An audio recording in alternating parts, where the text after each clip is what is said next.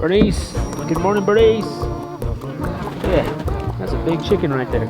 Fluffy Muggins, good morning.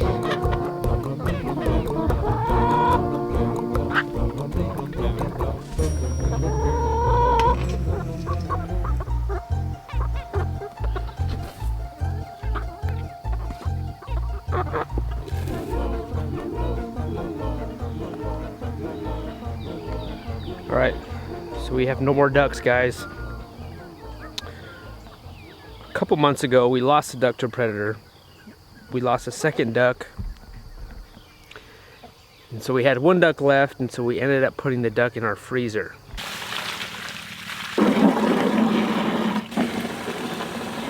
The ducks, they were not giving us eggs for the whole summer. And to be honest, I wasn't a fan of ducks. Penelope and I like the ducks. Yeah, after the two were gone, I didn't want to just keep one. And so we ended up just, you know, we're going to have Christmas duck.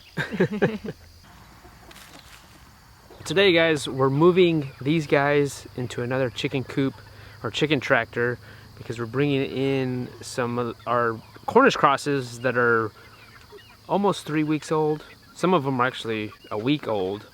But we're gonna move those guys out on grass. We're gonna take them out of the heat lamp and move them out of the little brooder and then move them out here, out on grass in a bigger chicken tractor. Literally like right here, and it could be like the door could be angled this way, and all you do is just like boop, boop, boop, with the bucket and see if they come out. I think they would. Yeah, I haven't fed these guys yet, and it's just easier to move chickens when they're hungry. The new baby chicks are going in here because I put the smaller chicken netting in here. These are 1/2 inch. The other one I have not done. I don't think I'm gonna get a chance to do that.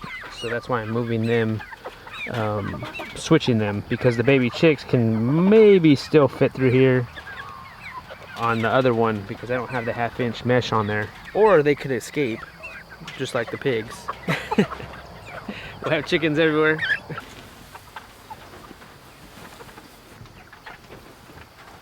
How much more easier is it with that chick lift? Like making pivots like that? It's a little easier because it's like in the middle, I think. Yeah.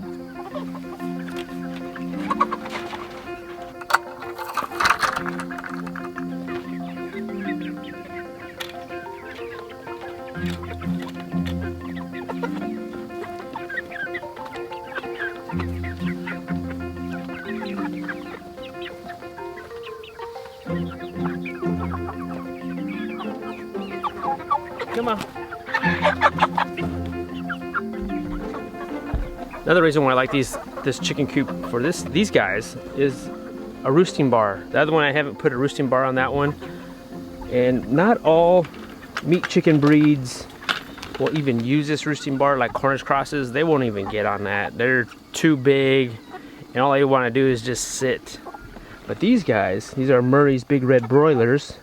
And then also like a Red Ranger or a Freedom Ranger, similar type bird. These are slower growing.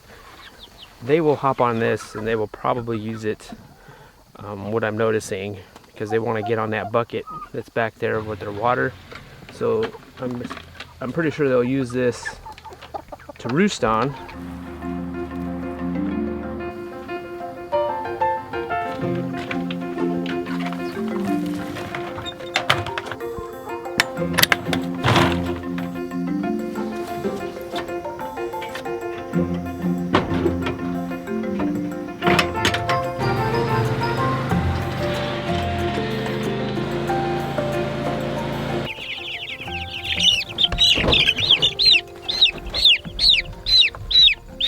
Looking at these guys, they are too little, I think, to be putting out on grass and without the heat lamp.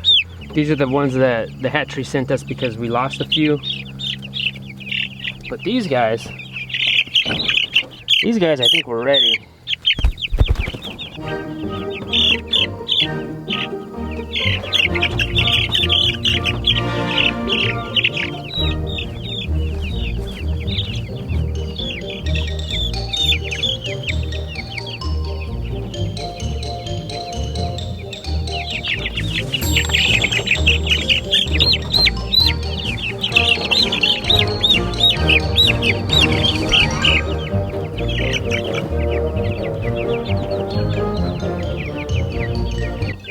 about 15 chickens.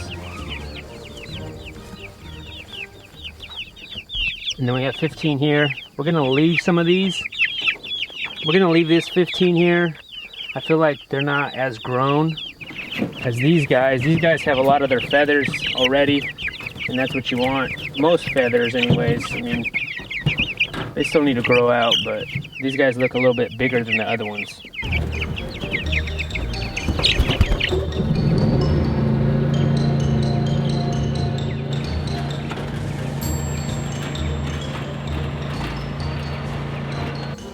That's pretty good. They made it. I thought they were going to jump out. Yeah, they're fine.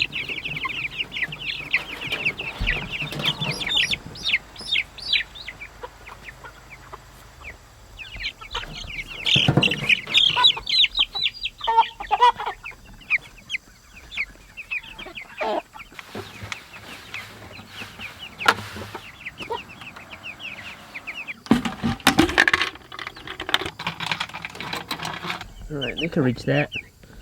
That's your new water. I think the quicker you could put them out in grass, the better.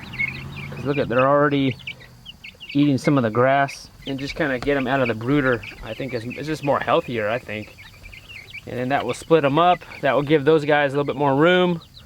That will give these guys a little bit more room, and then maybe in about a week or two, we'll move those other smaller guys into here, and so everyone's together. So these Cornish crosses are our last meat birds for the year. We're gonna butcher these guys next. We still have a few weeks left on them, and we've been feeding those guys a lot more than usual, and you can tell that they're getting a little bit, they're getting bigger. These will make about 120 meat chickens that we're putting in our freezer this year, which is the double the amount that we've ever have done. All right, so I think if you're gonna do something like this, you wanna make sure that the weather's good. At least it's 75 degrees or higher. Here it's been, like currently it's about 79 and it's still in the morning. So it'll usually get around at the high of maybe 85 degrees here. I would suggest waiting till those temps get higher and then doing something like this. If it was early in the spring, we probably wouldn't do this. We'd still be having at least have the heat lamp on them. But the more I do this and raise these meat chickens, the more I realize that chickens are pretty resilient. You know, they're tough chickens. If they're cold, they will huddle together. You know, and when they're hot, they won't huddle. And that's, you kind of gauge on how cold it is and how cold they are. And I'm gonna get some grit from our creek. And that's just like sand. It's like just little tiny rocks.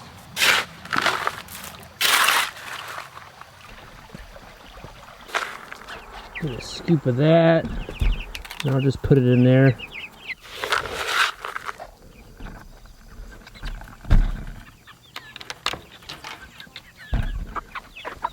Put that in there.